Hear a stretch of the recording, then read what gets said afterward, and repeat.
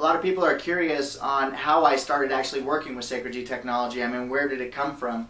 And it didn't just start with Sacred G technology on this flat surface. I used to actually use a bunch of other vibrational technologies. With vibration, there's actually light, sound, magnetic fields, electromagnetic fields, and also pressure, which most people aren't really aware of, that works as a vibrational system as well. I worked with every single one of them, and essentially sacred geometry is almost that point that falls in between all of them. It's that capstone that holds them all together. And with sacred geometry, I can actually influence both light waves, sound waves, magnetic fields, and electromagnetic fields. And not essentially with the field themselves, but I can add energy to the underlying structure of it. So I can add in layers of density and depth. Almost like using light or sound as a carrier wave to pass on extra sacred G information for me. So that's kind of a little bit about the different types of vibration technology. Now, I used to build this bed. It's called an enhancer bed, and you know, they were pretty magnificent. There was 80 different color lights that would shine on your body. You'd be naked in this bed. Then you'd have I had 121 essential oil blend, which is now up to the Fusion 137 essential oil blend, which is so much more effective actually, and a much better blend. So we missed that all over the body. So we had pure essential oil everywhere. Then there was a CD that I made with 40,000 minutes of music playing 100 times a second. That was a custom CD that my brother and I built. I had 14 high-powered, like high-strength magnetic necklaces, beyond most magnetic necklaces companies. It was really powerful. So I draped those all over my body. There was sacred geometry all around this design, and I was given a recipe to make this clay, which would absorb all the toxins out of my body as I was cleansing them from going in this bed. I also had those little Voyager glasses. They're little red lights that flicker on and off and make all these geometrical patterns take place. So all of this stuff was all taking place at once. Instead of a sensory deprivation, this was like a sensory overload chamber, and essentially to overload every single sense inside the body. So it's pretty amazing, this bed system. And I go in there about every day for about an hour and a half. And the type of experiences, I mean, there'd be points where you'd feel yourself float up right out of your body, and you'd go into this like infinite plane. You just expand outward. You could feel this eternalness. And it was actually very similar to the experience, or what I felt when I'd go into the tunnel and become immersed in the light when I was going through the near-death experiences. It was like identical. So it's pretty neat, because I figured out, or they taught me how to build a bed that you could actually experience what it's like to die and go into the tunnel and have those same sensations, but while you're alive. So that's some real kind of neat stuff.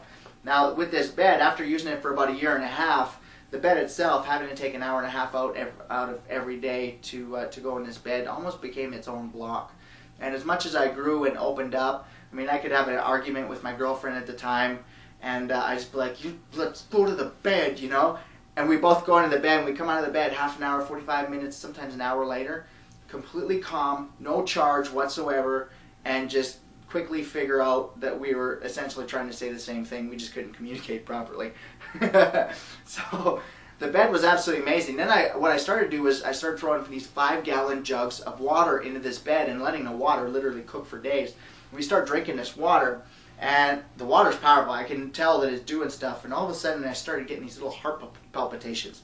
And they just dropped me to the ground. Now, it wasn't just me, it was my girlfriend, it was my brother as well.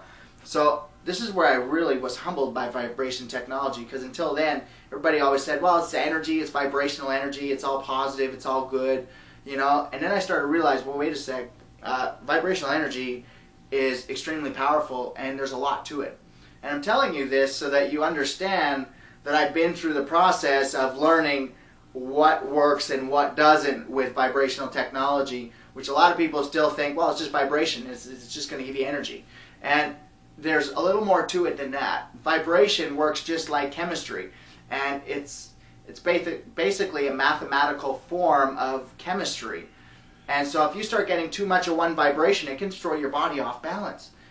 And that's what I was starting to find. How many different colors actually are there. So how can you get this balanced spectrum of light or color? And something else I started to figure out was, blue affects me one way, but it affects somebody else a very different way.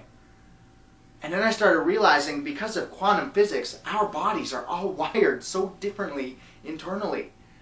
They're not the same. One thing doesn't work for everybody. And it's the way that the body's built.